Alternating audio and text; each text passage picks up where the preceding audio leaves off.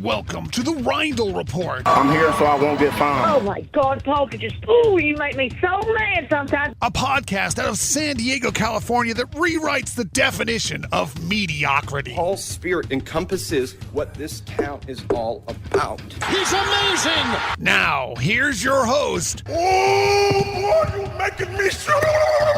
Paul Reindl. You bum. What's up? Another podcast, episode 61. How about that? Episode 61 of the Reindl Report. My name is Paul Reindl.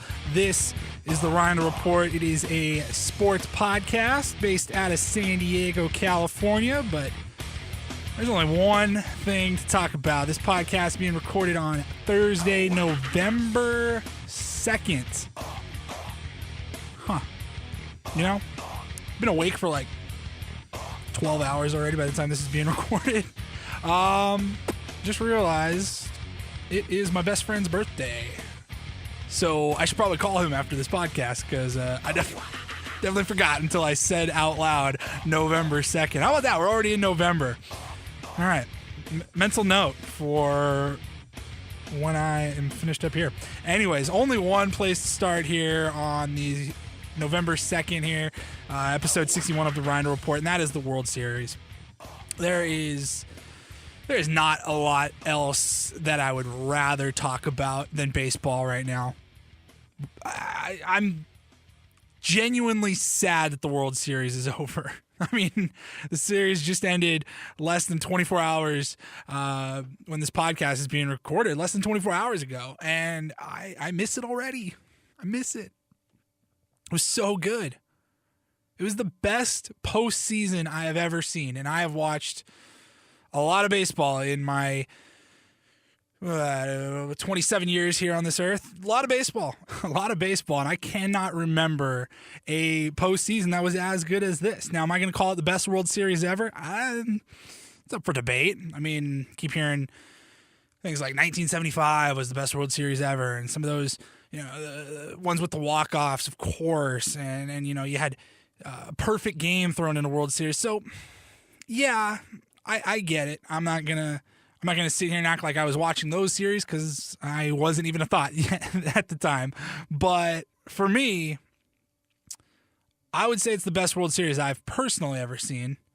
I thought the Yankees and Diamondbacks in 2001 was great. I thought last year's was incredible. Chicago and Cleveland, that Game 7 was amazing.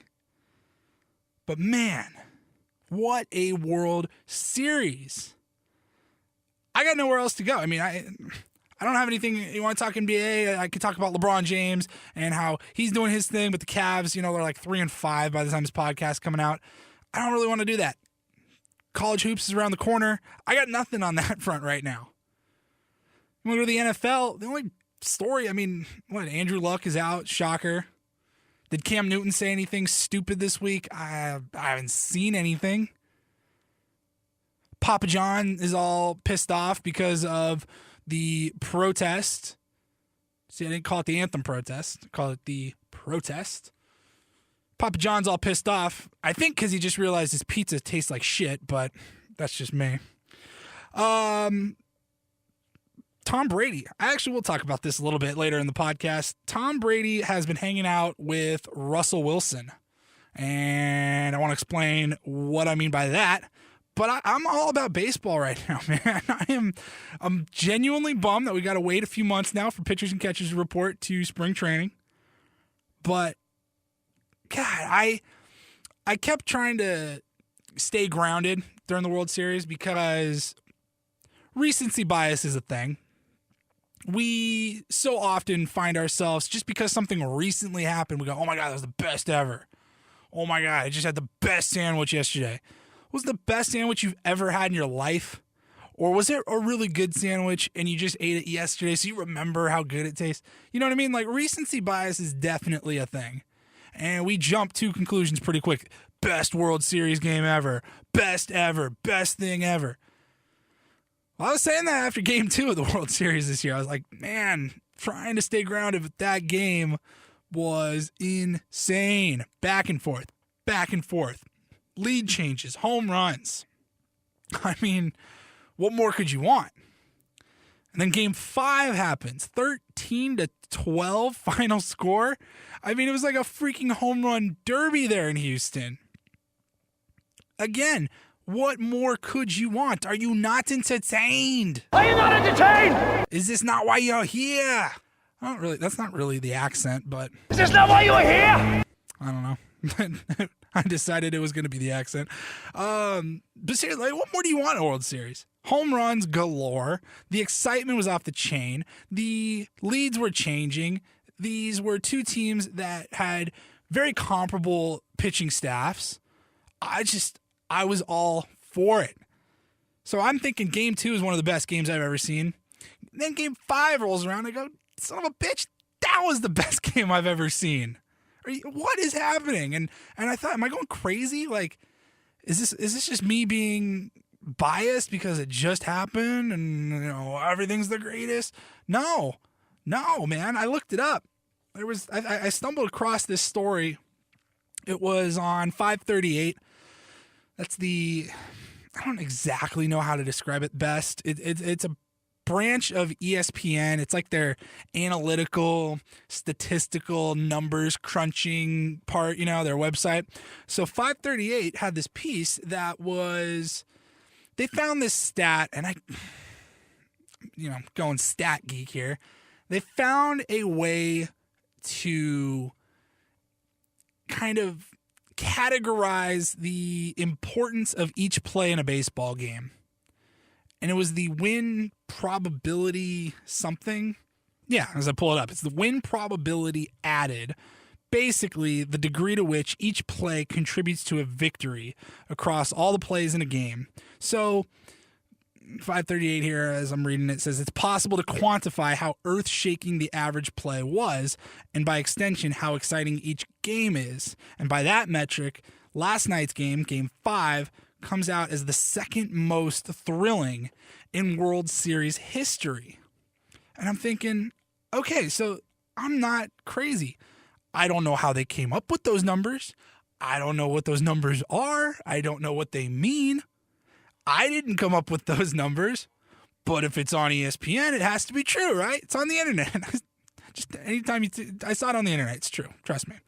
So I'm reading this and I'm looking it over. So game 2, the game that I thought I was like, that's got to be one of the best games ever. It came in at 13th. That's a total guess. I'm just looking at this long list. It's about 13th down the list of the most exciting World Series game. But right there at number 2 was Game 5 of the 2017 World Series between the Dodgers and the Houstons. The game went 10 innings. Houston wins 13-12. The only game that was more exciting than that, you go back to 2011, Texas and St. Louis. That game went 11 innings, and the Cardinals beat the Rangers 10-9. That game, I remember that game. I had some friends. I got some friends that are rooting for. They're Texas fans, and you still don't mention David Freese around there. That's just something you do not do. So I thought that was interesting. This is going to be a relatively short podcast here this week for episode 61 of the Reinder Report, but I did think that was interesting. However it is quantified, however those numbers were reached, that we weren't crazy. We weren't just dumb millennials that have this, everything's got to be the greatest ever. This World Series had two of the most exciting games in baseball history, or in World Series history, at least I should say. So I would say, given that, by default, you have to say this was one of the best World Series of all time. I mean, it went 7 games. That's not a guarantee. I know it just happened last year, and the road team won again. I saw something on the tweeter, during the World Series, or I think it was just after the World Series ended. Somebody said, we've had 2 of the last 3 or 3 of the last 4 World Series, because I think San Francisco would have been the other one, or Kansas City, one of those 2. 3 of the last 4 World Series winners won the championship in Game 7 on the road. So 3 of the last 4 World Series, the road team won the championship in their opposing city in Game 7. I want to make sure I get that right so you can follow along. Because if I can't get it right, then you're not going to be able to get it right. And then it was like, that hasn't happened in like 35 years before that. Before 3 years ago or 4 years ago, that hadn't happened in over 30 years. And now it's happened 3 times in 4 years. So this is pretty special stuff. I mean, you knew this series, it had to go 7 games. And I had a lot of people ask, who are you rooting for? Who are you pulling for? And I'll answer it. I mean, it was very clear if you were following along on Twitter at Paul Reindl SD. You know who I was rooting for. And I was rooting for the Dodgers. And guess what? Save it. I don't really give a shit what any of you have to say, okay? I get it, the whole, you can't root for the enemy, you can't root for LA, blah, blah, blah. Look, I was rooting for Southern California. I was rooting for Dave Roberts. I was rooting, if I had to pick a team that I wanted to see win, it would have been the Dodgers. Now, I also know somebody that plays for the Astros. Don't know him very well. Met him once or twice. And so I could just as easily make an argument as why I was the biggest the Astros fan. But look, all I really wanted, I wanted 7 games. All right? I wasn't wearing a Dodgers hat. I didn't go buy an Astros jersey. But personally, this is just I'm not telling anyone who to root for or how to root. I do think it's a little bit hypocritical when I see people on Twitter that were just baffled that anybody in San Diego could root for the Dodgers, and yet their timeline is flooded with Houston tweets. You know what I mean? Like I might chime in on Twitter. I might say like, damn, Dodgers bats just aren't waking up, are they? What, are you freaking Dodger fan now? No, just making a comment. And then you go on their feed and it's just like, we are Houston. It's like, dude, how is completely decking out your Twitter timeline in favor of another team that's not your favorite team? How is that any different from, I kind of wouldn't mind seeing this one team win? Like, by your logic, you're either loyal to your team or you're not.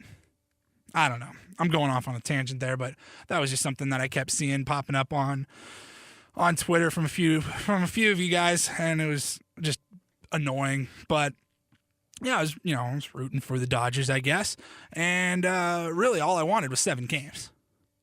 Once we get to Game 7, first of all bets are off, and anybody that told you, oh, this is what's going to happen in Game 7, they're full of crap. Nobody had no idea what was happening in this World Series.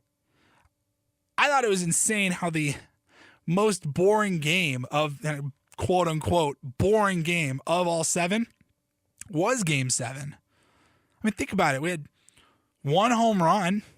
I think only 1 home run. And the Astros jump out to an early lead, and after that, it was just kind of boring. Dodgers couldn't get anything going offensively. And after the Astros punished Yu Darvish again, Clayton Kershaw came in and shut the door. And then Alex Wood came in and shut the door.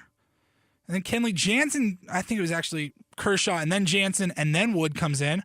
But the Dodgers pitching looked really good after Yu Darvish blew it.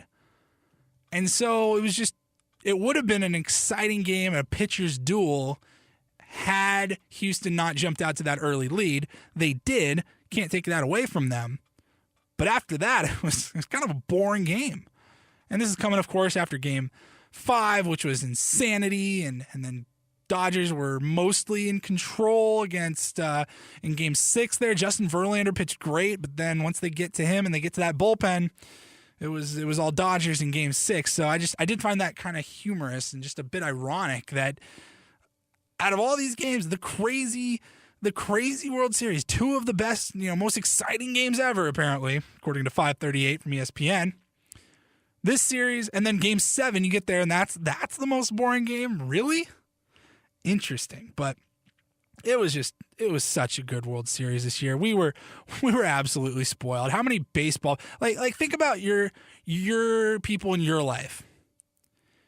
I guarantee you know somebody in your life that was not a baseball fan, maybe not even a sports fan, and they were hooked. They were watching the World Series. Like, NFL who? What? Who cares? I didn't even know, like, obviously I knew. I had completely forgotten that there was Sunday Night Football this year, or this last week. I had completely forgotten it. I think it was the Lions and the Steelers that rings a bell. I'm not even going to look it up. We had Game 5 going during the World Series that same night, and I didn't think, it might have been in like the third quarter, at NFL tweeted out some highlight, and I go, oh yeah, there's Sunday Night Football happening right now. Like, who was watching that over Game 5 of the World Series? And that Game 5, the second most exciting World Series game in history, according to 538 at ESPN.com. Like, nobody was watching football. Nobody cared. Baseball, it is back. This series was so good for the sport. The talent level was through the roof, and these were young, likable guys throughout the whole playoffs, really. I mean, look at the Yankees as well. Aaron Judge, he could be the future of the game. Guys like Didi Gregorius. They've got a lot of young, homegrown talent there in New York. And I just saw this not too long ago. New York, I think it was according to Baseball Prospectus, they got the number 1 ranked farm system this year, too. So they've got all this young talent up there already, and they were already one game away from getting to the World Series, and they have the most loaded farm system in all of baseball.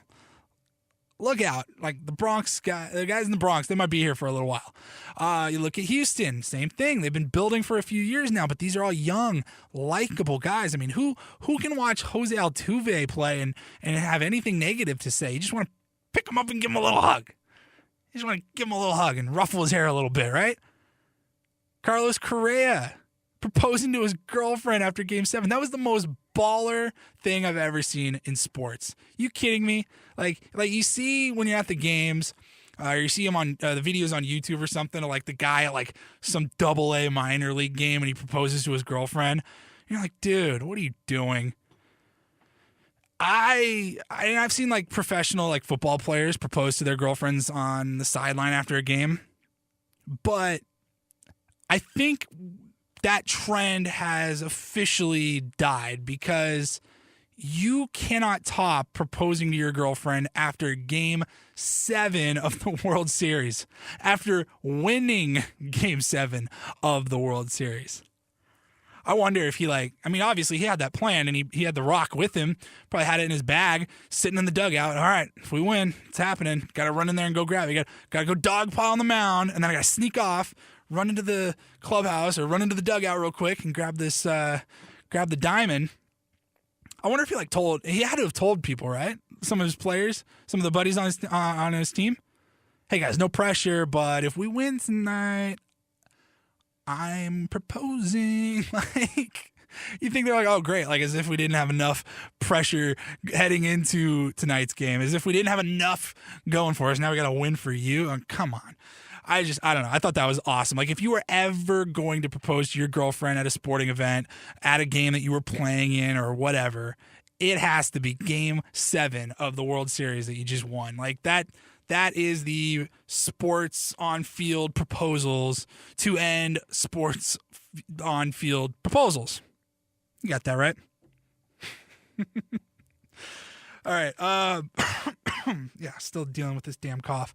I think I'm dying, guys. I honestly, it's been like 3 weeks now where every Thursday when this podcast comes out, I'm like, hey, still dealing with a cough. If you hear the microphone cut out, it's because I'm coughing and I don't want to hear it. No, I just don't even care anymore. Don't even care. I don't care. I just don't care. One more thing in baseball before I switch over to Tom Brady and Russell Wilson being BFFs. There's a story that came out in a magazine that I'm not a subscriber to it. In fact, I've never even read from this before. I read it online. It's a magazine, but these days, who reads a magazine, right? I was reading it on my phone, and I'm comfortable enough saying it was Vanity Fair. I don't even know what Vanity Fair is. I've just always kind of associated that as kind of a feminine thing. I mean, I guess it wasn't like Cosmopolitan or anything like that, but I've read Vanity Fair, and it's not like, look, I didn't read this one story and then just keep scrolling and, oh man, this is great. 102 ways to please your man. Nothing like that. Nothing like that. This is about baseball, actually. Vanity Fair was talking about Alex Rodriguez and Jennifer Lopez, J-Rod, as they titled it. And I gotta say, man, it was a really interesting story. It was a really interesting piece. I enjoyed it. It was a little bit lengthy, but it talks about, and I won't go too far in depth on this, but I would highly recommend checking it out. And it talks about how these two met, these two moguls, one in sports, one in movie, entertainment, movies, music, fashion, whatever the hell else J-Lo does. But how they met and how their lives got to this point in their 40s where they were able to now have a relationship with each other. J-Lo's been married like 26 times. By 26, I believe I read it was like 3 times. But I thought it was interesting, and it could just be because of where I'm from and my roots. Growing up in Seattle, I remember I was like, 6 years old, I think, when A-Rod was coming up and really getting into baseball at the time. And he was just a young rookie with the Mariners, and they were pretty good back then. And so, I was watching a lot of baseball. I was like, damn, this guy is awesome. Like everybody loved A-Rod. He was the next Babe Ruth. You know what I mean? He was the next superstar. And I've got people that probably listening to this podcast right now that live in Seattle, and they might think I'm crazy, but I legitimately remember this being a thing. That as great as Ken Griffey Jr. was, and he's the hero of Seattle sports. He's got the statue in front of Safeco Field. He's the Hall of Famer. He's the man. But as great as Ken Griffey Jr. was in the early, mid to late 90s in Seattle, I remember playing with my friends, and we all wanted to be A-Rod. When you were out there playing in the field, you ran to shortstop. You didn't run out to center field. All right, nobody called dibs on playing DH because Edgar Martinez plays DH. All right, you ran to shortstop and you wanted to be Alex Rodriguez. He was taking the game over. So I've got a soft spot for Alex Rodriguez. I really do. I was pretty bummed when all the steroid, allegations came out and turned out to be true, and you just kind of saw that he was just kind of a tool, kind of a douche. And then he goes to the Yankees because, of course, that was only a matter of time. After he left Seattle, goes to Texas. It's just a matter of time before that jackass is one of the Yankees. And I got to say, after he got popped for the whole year-long suspension, he came back and he was like the comeback player of the year. I don't remember if he actually won it, but he hit like 30, 40 home runs as a 40-year-old guy. So I guess I do have a soft spot for A-Rod, and this isn't the first time I've admitted that. It's not the first time I've said that. I've long kind of always been a closet A-Rod fan, okay? And I guess that means now I'm out of the closet. So, but I would recommend reading the story because if you can have an open mind, like, look, if you think A-Rod's a tool and he's a douche and he's a jerk and you hate him and nothing could ever possibly change your mind, which seems to be the mindset that so many people have these days on a variety of different topics. It's like you just having an open mind and being willing to entertain another idea seems like it's a foreign and lost concept now at this day and age. But if that is something that you think you could do regarding Alex Rodriguez, I would highly recommend that you give this story a read on Vanity Fair. It came out just this week on him and J-Lo because they both, not just A-Rod, but you get a glimpse into Jennifer Lopez's life as well. And both of these people, man, now in their 40s, they battled a lot of demons in their life. They really did. They had a lot of things going on, all right? You might think, oh, it must have been tough for A-Rod with his $252 million contract. Look, everybody's got things that they're dealing with. All right, I'm not going to go all philosophical here, but, money doesn't just necessarily buy everything. It doesn't buy happiness. Can sure help, go a long way, but just because you have money doesn't mean you're not dealing with other things. All right, obviously the guy was dealing with some stuff with the steroids and being taken away from baseball for a year. The only thing that he knew. I mean, I got to think that was probably a little hard on the guy. and just getting a good in-depth look at who he was, not just the baseball player, but the person and the businessman and how savvy he is. I got to say, it opened my eyes a little bit, even as a not so hiding in the closet Alex Rodriguez fan. There was some stuff in there I didn't know. And so that was my little tangent, my little recommendation, always try to give like some sort of Netflix or television or movie recommendation in these podcasts, which good God, I won't talk about it now, but Stranger Things 2.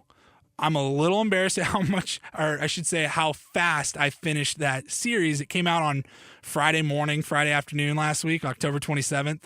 I remember because I had it written down. Stranger Things 2 came out, and I'm a little embarrassed at how quickly I finished all 9 episodes, but sometimes you got to do what you got to do. I don't know how it works. I have no idea how this works with Netflix when they release a full season. Like, it's not like it's a show that comes out every week, Tuesday at 7:00 or anything like that. Like, they just release them all right there. So how long do we have before you can start talking about it? Like how much, what's the grace period for spoiler alerts? You know what I mean? Maybe I'll get into it next podcast. Maybe I'll just do a Stranger Things podcast because I totally could. It's not a bad idea. If anybody wants to be in on that, at Paul Reindl SD on Twitter. But, obviously, like, Friday night, you can't just go around spoiling the whole series because, dude, I haven't even gotten off work yet and it just came out today. But, do we got to wait a week? Is it 2 weeks? Like, at what point is it your responsibility to have watched the damn show already and not their responsibility for not spoiling it for you? I don't know. Maybe make a Twitter poll. The old tweeter. Wrapping things up. See, I'm dying. Not even going to hit the damn cough button anymore. Heading over to the NFL. Tom Brady and Russell Wilson. I did not know this, but they are best friends. And I've teased this a couple times now, so I might as well get to it. Tom Brady. I think he's crazy. And look, I love Tom Brady. Tom Brady is one of my favorite athletes of all time. And I've explained why before. I'm not going to get into it that much here, I guess. But he's better than you and he knows it. You know what I mean? I kind of love that cockiness. Like, I 100%, 150%, I get why anybody would not like Tom Brady. But, man, I love him. Like, he is the GOAT on the football field. Off the football field, he's the freaking man. Have you seen his wife? Do you see how much money he makes? Like, dude, I guarantee he walks into a room and he just knows that he's got the biggest schlong in the room. You know that. I mean, he's a model for UGG boots, and he doesn't care. He goes, look, I make more money than you. My wife's hotter than yours. I'm the best football player on the planet. I don't care. I openly tried to cheat, and I got caught, and I went on a European vacation. And guess what? I came back from that 4-week vacation, and then I came back and won the damn Super Bowl again. Oh, I freaking love Tom Brady. So he's been hanging out with Russell Wilson, apparently, because... well, Russell Wilson's kind of crazy, and Tom Brady apparently is kind of crazy. There's this new... I haven't gone too in depth on it, but it sounds like a damn pyramid scheme, to be honest. Like the TB12 stuff, and I was just reading how Tom Brady was talking about how he has taken care of his body so well with all the TB12 nutrients and blah blah blah blah blah. He has taken care of his body so well that his body, he doesn't get hurt anymore. Like, his body, like his muscles, they brace for impact. You know what I mean? Like, I was reading this, I thought I was going crazy. Like, I thought I was the one taking the crazy pills, not Tom Brady. He said, like, he's never hurt. He doesn't get hurt from big hits anymore. He doesn't wake up sore on Monday morning after a game because his body is just so trained and well-nourished and prepared that he's, like, literally his muscles, like, bend in a way where when he gets hit, it braces for impact and doesn't get hurt. I'm going, you are nuts. No way do you play an NFL game, let alone 16 NFL games, and you're never sore and you're never tired.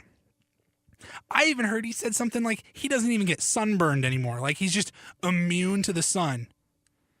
So Tom Brady's either crazy or he's Jesus freaking Christ, because quite frankly, I wouldn't pass that off too quickly. I mean, I already talked about how awesome I think Tom Brady is. Maybe he is God. Maybe Tom Brady is God. There it is. Figured it out.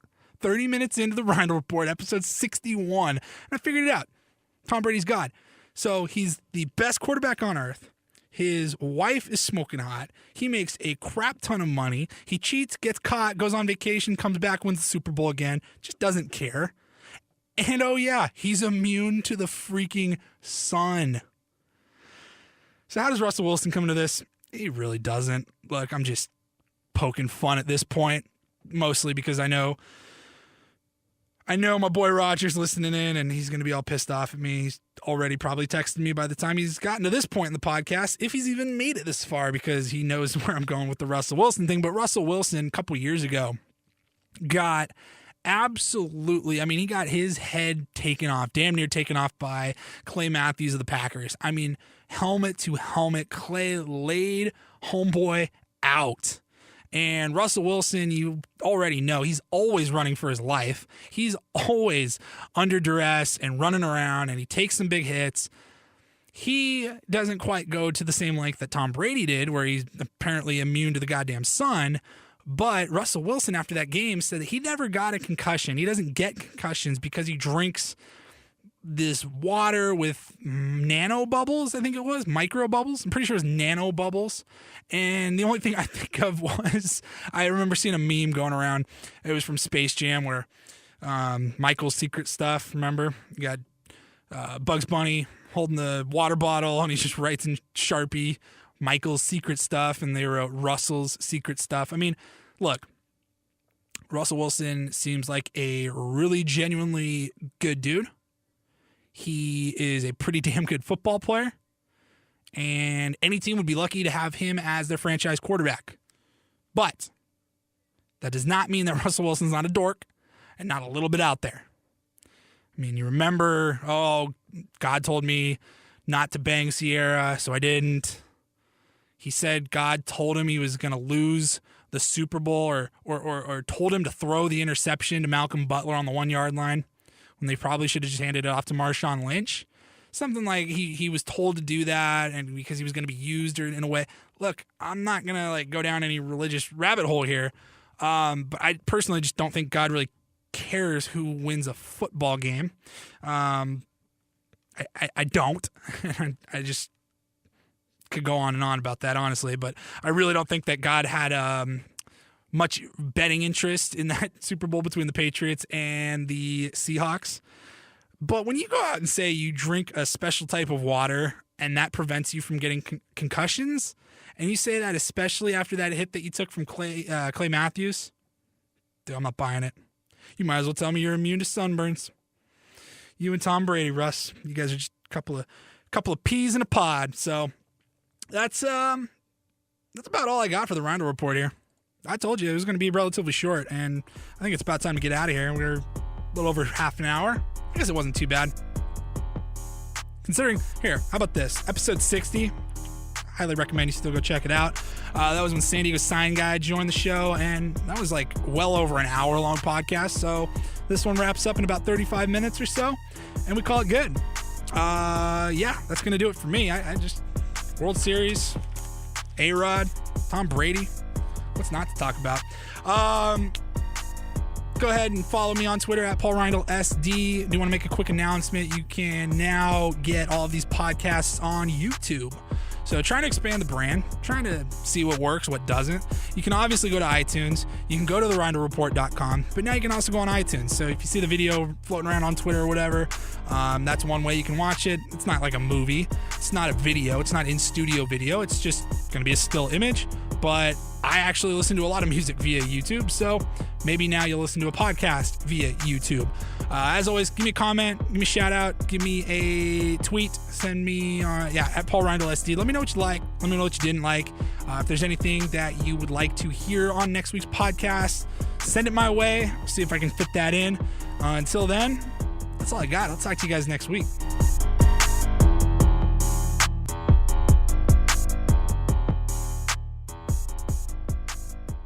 Once again, thanks for listening to The Reindl Report. You can follow me on Twitter at Paul Reindl SD. Make sure you subscribe to the podcast on iTunes. Hit subscribe at The Reindl Report, and you get those podcasts and everything sent right to your iPhone. And you can go to www.therindlerreport.com. You can get this podcast and every other podcast and interview that I've done all right there on the website. You can also go to YouTube, type in The Reindl Report, find The Reindl Report channel on YouTube, and you can get every podcast logged in right there as well. Thanks for listening.